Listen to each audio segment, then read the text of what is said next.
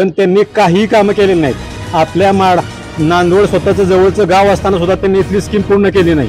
त्यामुळे लोकांचा त्यांच्याबद्दल पूर्ण आक्रोश आहे की लोक केवळ मतदानापुरती लोकांना मत मागण्यापुरती येतात इथं, पण कामं काही करत नाहीत। ॲक्च्युली बघा तुम्ही तर मागचे 3 खासदार बघा तुम्ही, पहिले शरद पवार झाले, दुसरे झाले विजयसिंह मोहिते पाटील आणि आता रणजितदादा।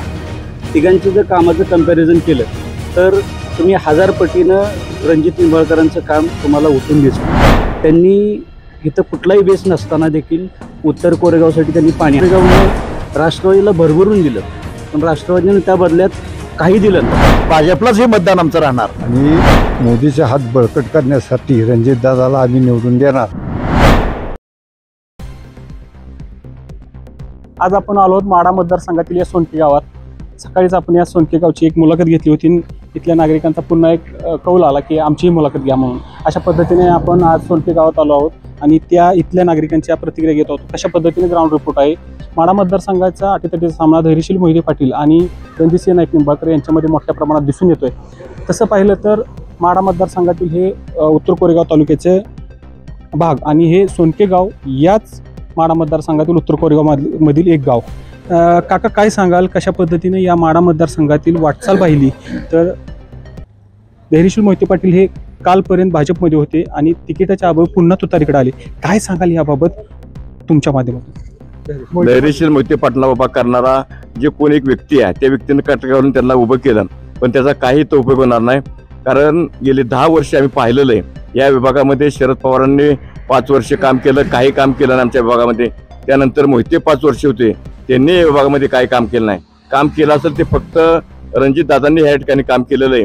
आमच्या विभागाला 0.52 टीमशी पाणी मंजूर केलं, जे रामराजे सांगत होते की पाण्याचा एक थेंबही शिल्लक नाही, तुम्हाला पाणी मला देता येणार नाही।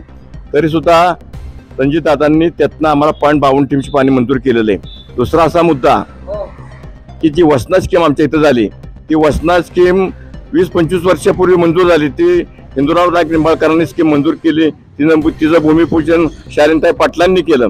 शालीनताई पाटलांनी त्या टाइमला पवार साहेबांना इथं आणलं की जेणेकरून ती स्कीम लवकर व्हावी म्हणून शालीनताईंनी पवार साहेबांना इथं नांदवडला आणलं की ती स्कीम लवकर व्हावी म्हणून।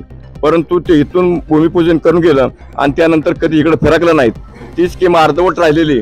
या टाइमला 14 साली देवेंद्र फडणवीस सत्तेवर आले, त्या टाइमला त्यांनी 16 साली एका वेळेला 65 कोटी दिले आणि ती स्कीम पुरी केली। काय सांगाल, तुम्ही नांदवड गावचे आणि दस्तूर खुद्द पवार साहेब नांदवड गावचे, काय सांगाल 2009 साली पवार साहेब या मतदारसंघाचं नेतृत्व करत होते, काय विकास झाला का? काय वाटतं तुम्हाला तुमच्या शब्द? अजिबात विकास झाला नाही। 5 वर्ष फिरकले सुद्धा नाही नांदवडला फिरकले नाहीत। तुम्ही काय सांगाल, या माढा मतदारसंघातील सोनके हे गाव आणि या मतदारसंघात दोन्ही उमेदवार कालपर्यंत एकत्र काम करत होते भाजपमध्ये, आज चिन्हाच्या अभावी तुतारी त्यांनी निवडलं। काय सांगाल याबाबत थोडक्यात? रणजितदादांचं इकडे काम आहे। विजयसिंह मोहिते पाटलांना मी 5 वर्ष दिलं होतं। विजयसिंह मोहिते पाटलांनी फक्त आम्हाला एक दिवा दिलेला आहे गावाला, या भागात काही त्यांनी काम केलं नाही। त्यामुळे रणजितदादांचं काम खासदार झाल्यापासून 5 वर्ष भरपेट आहे।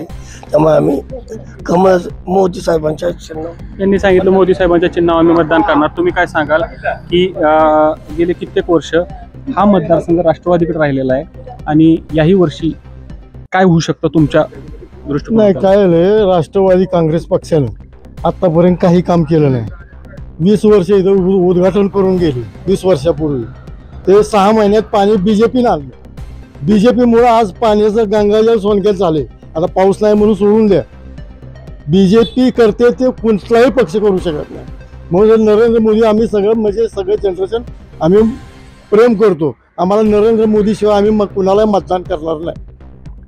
नरेंद्र मोदी शिवाय आम्ही मतदान करणार नाही। सर, तुम्ही शासकीय कर्मचारी म्हणून निवृत्त झाला, त्यानंतर माढ्याची खासदारकी होती, विजयदादांकडे स्वतः खासदारकी माढ्याची होती, पण त्यांनी काही कामं केलेली नाहीत। आपल्या नांदवड स्वतःचं जवळचं गाव असताना सुद्धा त्यांनी इथली स्कीम पूर्ण केली नाही।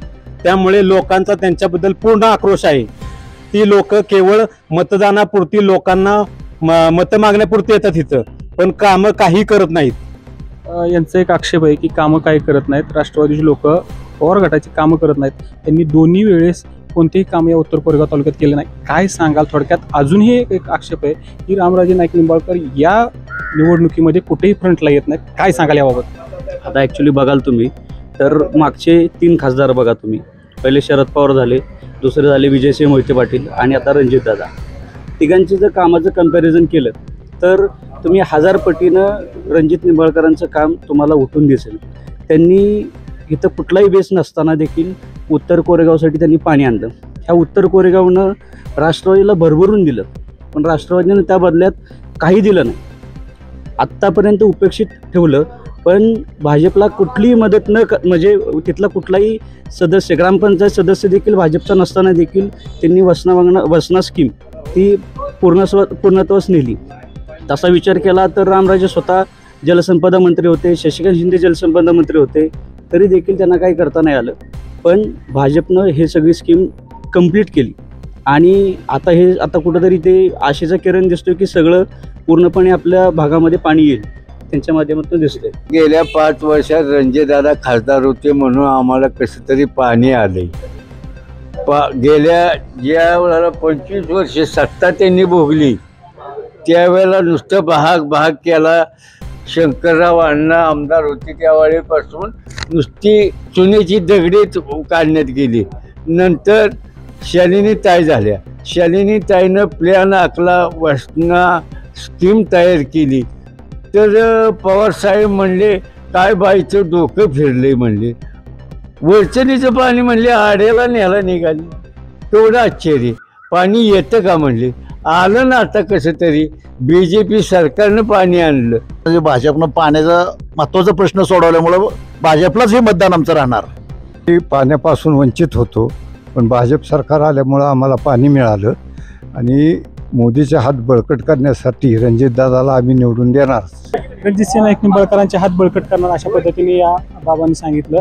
माढा मतदारसंघाचा पार्श्वभूमी बघितलं तर या माढा मतदारसंघावर कायमची राष्ट्रवादीची एक हाती सत्ता होती, परंतु रणजितसिंह नाईक निंबाळकरांनी ही सत्ता 2019 साली भेदली आणि राष्ट्रवादीला शह दिला. आणि याच मुद्द्यावरती आत्ताही निवडणूक अशा पद्धतीने वाटचाल करताना दिसून येत आहे की गेले कित्येक वर्ष माढा मतदारसंघाचा हा भाग उत्तर कोरेगाव तालुका पाहिला तर पाण्यापासून वंचित ठेवला जातो. या नागरिकांचं म्हणणं आहे की रणजितदादा नाईक निंबाळकर हे पाण्यापासून जलनायक ठरत आहेत आणि या उत्तर कोरेगाव तालुक्यात रणजित दादाच हे पाण्याचा प्रश्न सोडवणार. कॅमेरामन आशिष मुकुंदराज काकडे, सोनपूर.